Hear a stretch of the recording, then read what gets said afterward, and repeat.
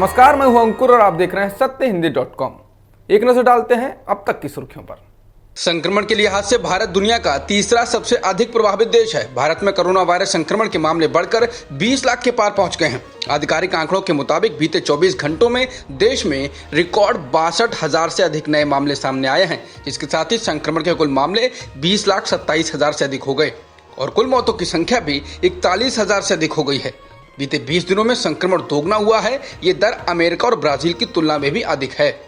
देश में कोरोना संक्रमितों की संख्या तेजी से बढ़ रही है। जहां पहले 10 लाख पहुंचने में करीब 24 हफ्ते का समय लगा था, तो अब सिर्फ 3 हफ्ते में ही 10 लाख संक्रमण के मामले आ गए हैं। भारत में हर 2 दिन में 1 लाख संक्रमण के मामले आने लगे हैं। देश में कोरोना संक्रमण के मामले आने से पहले ही चेताते रहे राहुल गांधी ने अब कोरोना संक्रमितों की संख्या 20 लाख के पार होने पर कहा है कि आंकड़ा 20 लाख के पार हो गया है। मोदी सरकार कहां गायब है? बता दें, राहुल गांधी ने इससे पहले 17 जुलाई को कोरोना संक्रमितों की संख्या 10 लाख होने पर भी ट्वीट कर आगाह किया था। उन्होंने कहा था कि अगर इसी तेजी से कोरोना फैलता रहा तो 10 अगस्त तक देश में कोरोना संक्रमितों की संख्या 20 लाख से ज्यादा होगी, और वही हुआ है। मद्रास हाईकोर्ट ने पतंजलि आयुर्वेद और दिव्य योग मंदिर ट्रस्ट के खिलाफ 10 लाख रुपए का जुर्माना लगाया है। जस्टिस सीवी कार्तिकेयन ने गुरुवार को आदेश जारी करते हुए कंपनी के कोरोनिल ट्रेडमार्क इस्तेमाल करने पर भी पूर्ण रूप से रोक लगा दी।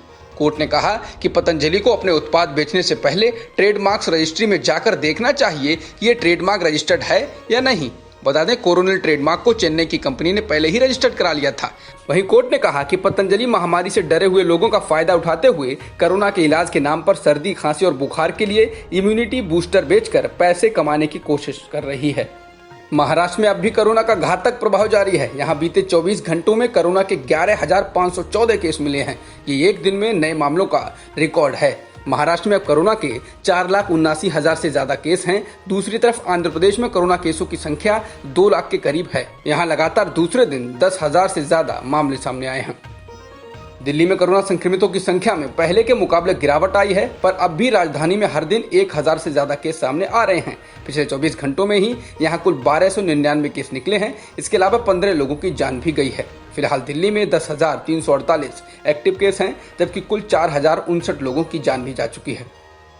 उत्तर प्रदेश में भी कोरोना के मामले 1 लाख के पार हो चुके हैं। गुरुवार को राज्य में कोरोना के एक दिन में रिकॉर्ड सर्वाधिक मामले दर्ज किए गए। यहां पिछले एक दिन में कोरोना के 4,586 मामले सामने आए और इसके साथ ही 61 लोगों की मौत भी हुई। इसके साथ ही उत्तर प्रदेश में कोरोना संक्रमितों की संख्या बढ़कर 1,08,000 से ज्यादा हो चुकी है। बिहार में कोरोना के मामले लगातार बढ़ रहे हैं। गुरुवार को राजधानी पटना में सिविल कोर्ट के जज हरिश्चंद्र श्रीवास्तव की कोरोना संक्रमण की वजह से मौत हो गई। बिहार में कोरोना की वजह से किसी जज की मौत का ये पहला मामला है। बता दें कि बिहार में अब तक कोरोना की वजह से 350 से अधिक लोगों की मौत हो चुकी है। वहीं कोरोना मामलों की बात करें तो अब तक प्रदेश में 68,000 से अधिक मामले सामने आ चुके हैं। भारत में कोरोना संक्रमितों का आंकड़ा 10 लाख के पार होने के बाद से अब तक जितने केस आए हैं, उनमें से 38% के लिए 5 राज्य ही जिम्मेदार हैं। इनमें आंध्र प्रदेश, कर्नाटक, उत्तर प्रदेश, पश्चिम बंगाल और बिहार शामिल है। गौरतलब है कि भारत में कोरोना संक्रमितों की संख्या 10 लाख तक पहुंचने तक इन राज्यों से कोरोना के सिर्फ 19% केस ही आए थे। खास बात यह है कि पहले 10 लाख केस तक जिस दिल्ली से देश के 12% केस आए थे, अगले 10 लाख केस में वहां से 3% से भी केस कम दर्ज किए गए हैं। देश में पिछले 24 घंटों के दौरान कुल 46,000 से अधिक मरीजों को अस्पताल से छुट्टी दी गई है। स्वास्थ्य मंत्रालय ने कहा कि मरीजों के स्वस्थ होने की दर में लगातार सुधार हो रहा है। ये 67.62% की ऊंचाई तक पहुंच गया है। देश में ठीक हो चुके लोगों की संख्या एक्टिव मामलों से ज्यादा है। जॉन्स हॉपकिंस यूनिवर्सिटी के मुताबिक दुनिया में संक्रमितों का आंकड़ा 1,90,00,000 के पार पहुंच गया है और मृतकों की संख्या भी 7,13,000 से अधिक हो चुकी है। फिलहाल 1,23,00,000 से अधिक लोग ठीक भी हो चुके हैं। जॉन्स हॉपकिंस यूनिवर्सिटी के अनुसार अमेरिका में संक्रमितों की कुल संख्या 48,82,000 से अधिक हो गई है और कोरोना के कारण अभी तक 1,60,000 से अधिक लोगों की मौत भी हो चुकी है। वहीं ब्राजील में भी संक्रमितों का आंकड़ा 29,12,000 से ज्यादा है और 98,000 से ज्यादा लोगों की जान भी जा चुकी है।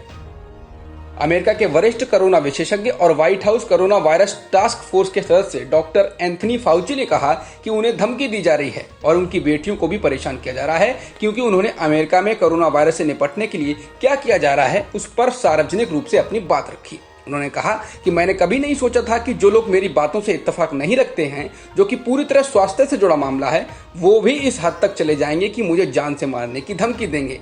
बता दें, डॉक्टर फाउची ने कई बार राष्ट्रपति ट्रंप के साथ अपनी असहमति को सार्वजनिक किया था। अब तक की खबरों में इतना ही। बाकी खबरों के लिए बने रहिए सत्यहिंदी.com के साथ।